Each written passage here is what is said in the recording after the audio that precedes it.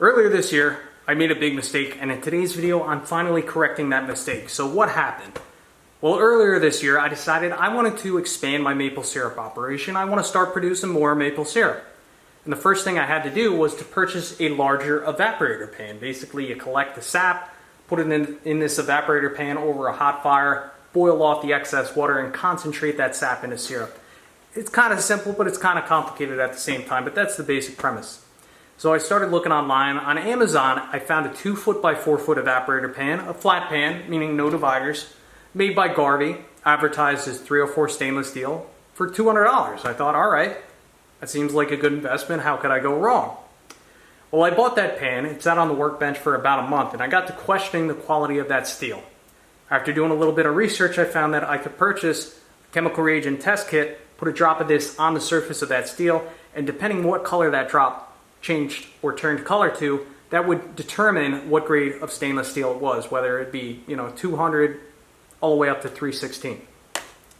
Well, sure enough, that drop turned dark brown, indicating that it was in fact 201 stainless steel. It wasn't 304, and that's a big problem because 201 is not safe for maple syrup production. Problem with 201, when exposed to heat, scratches, or slightly or very acidic foods, including maple sap, because maple sap is slightly acidic, it will cause that 201 to start to leach heavy metals. And that's a big problem because we cannot compromise on the food we're consuming, especially if you're a producer. But with 201 stainless steel, they replace expensive nickel with cheaper manganese, not to mention that Chinese pan was made from non-certified stainless steel, meaning you have no idea what they threw in the smelting kettle when they were forming those sheets of steel. Could have been a chunk of lead, industrial waste, even radioactive material. We have no idea. We know that China is willing to lie about the stuff they're selling. Do they really care about us? Absolutely not. So that's a big problem amongst probably thousands of small maple syrup manufacturers out there because they're buying these Chinese pans unknowing, trusting that they are what they're advertised as, 304 stainless steel, when in actuality that doesn't seem to be the case. And it's a big problem in restaurants as well, buying all these Chinese pans uncertified. They claim they're NSF certified, but there's a lot of dangerous crap out there. So let that be a lesson. If you want to test your stainless steel, use a chemical reagent test kit. So anyway, I did get my money back. They told me to keep it actually, so it's just sitting in the woods. I don't know what to do with it. Probably take it to the scrapyard because I'm not going to use it around here. Might be good for mixing cement. But anyway, I finally saved up the money to purchase an American-made evaporator pan, which I knew, after buying that Chinese pan that was a piece of junk, I had to buy Canadian or American made. Canadians make some fantastic maple equipment because I think they're kind of the pioneers in the industry. However, us Americans, we made a lot of advances as well. But what I have here is a Smokey Lakes American made 2-foot by 4-foot true divided evaporator pan. This is made with American steel. This pan is handcrafted in Wisconsin. And this is divided, meaning that there are 2 dividers, and I'm going to talk a little bit more about the dividers here shortly. But when it comes to these maple syrup evaporator pans, basically you can get them as flat pans, meaning that there's no dividers. And when you're cooking your sap into syrup, if you have no dividers, it's called a single batch, right? Because you boil everything down, you do it all as one batch.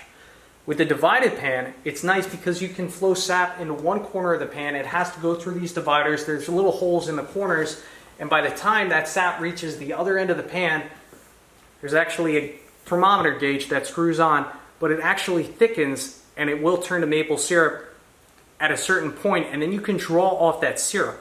So you can have a continuous flow of maple syrup, meaning you can preserve your progress as you go. And for the amount of taps that I plan to have this year, a divided pan seemed to make the most sense. So, really excited for this pan. Saved up for quite some time to afford it, but again, I'm not willing to compromise on food safety for myself, my friends, or my family. And I advise you to do the same. First impressions of this pan, well, definitely has the wow factor. Just a beautiful piece of equipment here. It was made with pride, and that clearly shows. We have a polished stainless steel finish on the inside and the outside of the pan. I believe they used 22 gauge 304 stainless steel. which it is 22 gauge. This is American-made certified stainless steel, so we know for a fact it is food safe, but for shits and giggles, we will test this steel on the bottom side of the pan with the chemical reagent test kit here shortly. But 22 gauge is a thinner gauge than a lot of other maple syrup pan manufacturers use.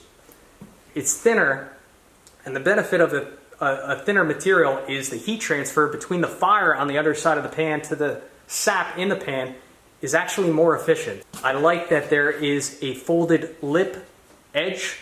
You can see the metal kind of bends over on itself, and what that means when you grab the sides of the pan to move it around, you're not going to slice a finger.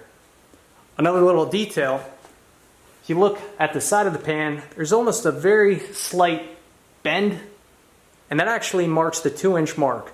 And ideally, you try and keep 2 inches of sap in your pan, so that's a quick reference line. They do make other accessories for this pan, but it was just out of the budget for this year. They do make a glass sight gauge that actually sits on the side of the pan over here. And on the other corner, you can actually purchase a float, which will control your sap level automatically. And I'd love to get a float box, but again, it was just out of the budget for this year. That is something I could definitely add in the future. And while I'm pointing this out, if you look at the opposing corners of this pan, there's actually 2 bungs on each corner.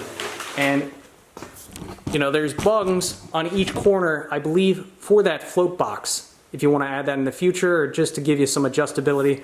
But included in the kit, you do get a free accessory kit. And I believe you can select what accessory kit you want. The accessories I decided to get in my kit include this maple syrup thermometer, which it does look like I need to adjust it, but from my understanding, I'll have to read up on this.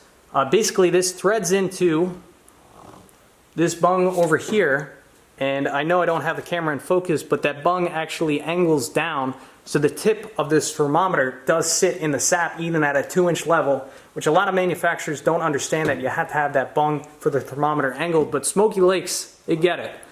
But again, this is a maple syrup thermometer, and what you do, you need to calibrate this at 0.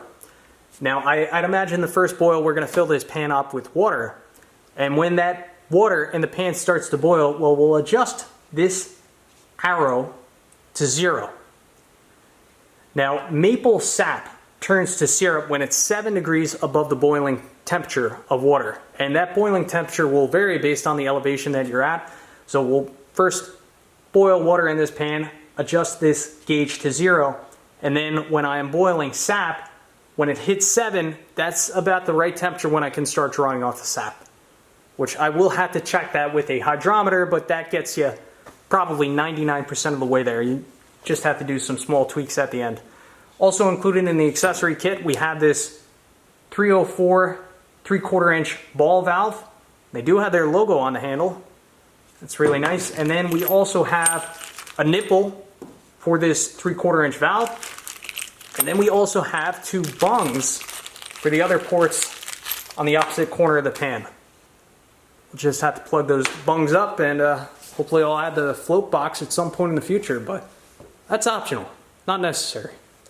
Now, I did point this out earlier, but I want to point this out again. The thermometer port, again, is angled down slightly. So when this thermometer threads into the side of the pan, I'm going to show you inside the pan now. The tip of that probe is sitting maybe 3/4 of an inch above the bottom of the pan. Just about sneak a thumb underneath there, so probably more like a 1/2 inch, if that. And that's about perfect. And so many manufacturers get that wrong. They really do. They weld this port on perpendicular to the side of the panel, and then, you know, it's sitting at like 2.5 inches, which is too high, because ideally you want 2 inches of sap in the pan. And I remember earlier on in the video, I pointed out that bend on the side of the pan. Well, you can see that right here. So it's actually very easy to see where your 2-inch line should be. So that is a great little detail right there. No issues in terms of shipping damage, plenty of packaging material. Good job on the packing.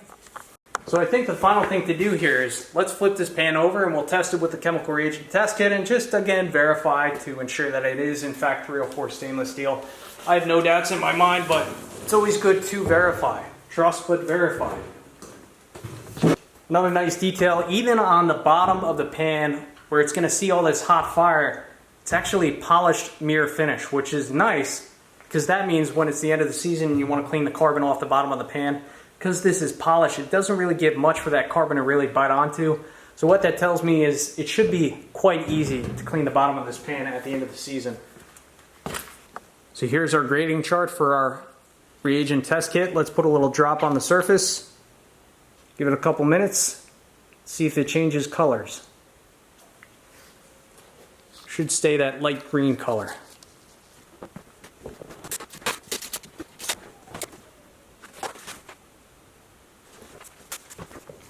Well, just as I suspected, this is in fact 304 stainless steel. I finally got what I paid for. But honestly, I'm really happy with how things worked out. You know, I view situations like this, it's really a blessing in disguise, because if I never questioned the quality of that Chinesium pan, I never would have purchased the chemical reagent test kit, realized that it was 201 unsafe, and that could have been a big problem because all of my maple syrup would have been contaminated with heavy metals. It could have been given myself, my wife, my daughter, friends and family, all heavy metal poisoning from that pan. That's wild to think about. You know, we talk about this country is so overregulated. You know, manufacturers like Smokey Lakes abide by all these crazy regulations, which is good. It ensures that we're safe here. But it's expensive to do. And the big problem is you get China and these other manufacturers producing all these goods, shoving them in shipping containers.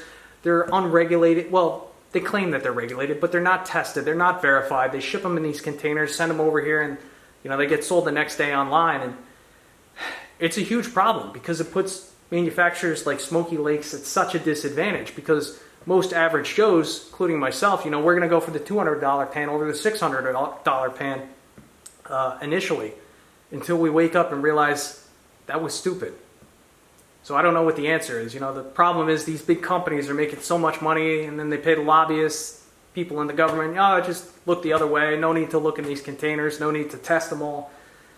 And it's, how do you sue a company overseas? I don't know. How does a small guy do that?